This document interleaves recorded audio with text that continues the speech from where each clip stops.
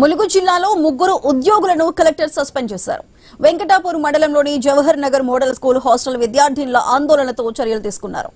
I news కథనంతో స్పందించారు. ఉద్యోగుల తీరుపై కలెక్టర్ దివాకర్ ఆగ్రహం వ్యక్తం చేశారు.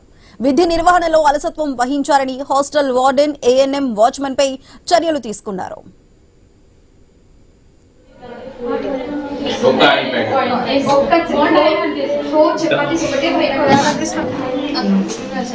ట్రైనింగ్ చేయించలేదా? వాళ్ళ ట్రైనింగ్ అయిందా లేదా?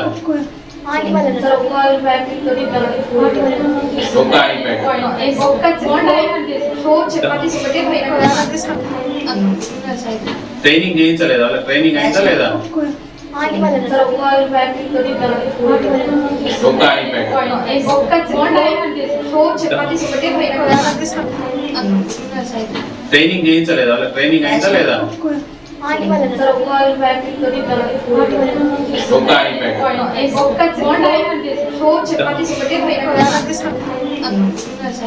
ట్రైనింగ్ చేయించలేదా? వాళ్ళ ట్రైనింగ్ అయిందా లేదా?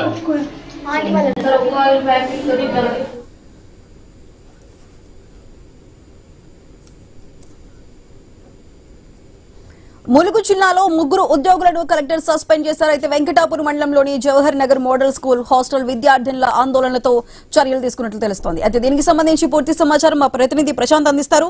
ప్రశాంత్, చెప్పండి. ఐ న్యూస్ కథనంతో అధికారులు కదిలారు. అక్కడ ముగ్గురు ఉద్యోగులను అయితే సస్పెండ్ చేసినట్లు తెలుస్తుంది.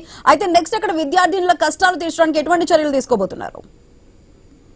సుధా, శనివారం రాత్రి నుంచి ములుగు జిల్లాలోని వెంకటాపురం మండలం జవహర్ నగర్ మోడల్ స్కూల్లో విద్యార్థినులు చేసిన ఉద్యమానికి మనం ఐ న్యూస్ బాసటగా నిలిచాము. నిన్న ఉదయం నుంచి మధ్యాహ్నం వరకు మనం వరుస కథనాలకు స్పందించినటువంటి జిల్లా డిఈఓ సిద్ధార్థ రెడ్డి వెంటనే స్కూల్ ను సందర్శించాడు. విద్యార్థినులతో నేరుగా మాట్లాడి వాళ్ళ సమస్యలన్నీ కూడా పేపర్ పై రాసుకొని దశల వారీగా వారం రోజుల లోపల సమస్యల పరిష్కారానికి పూర్తి బాధ్యత తానే వహిస్తానని తమ విద్యార్థినులకు భరోసా ఇచ్చాడు.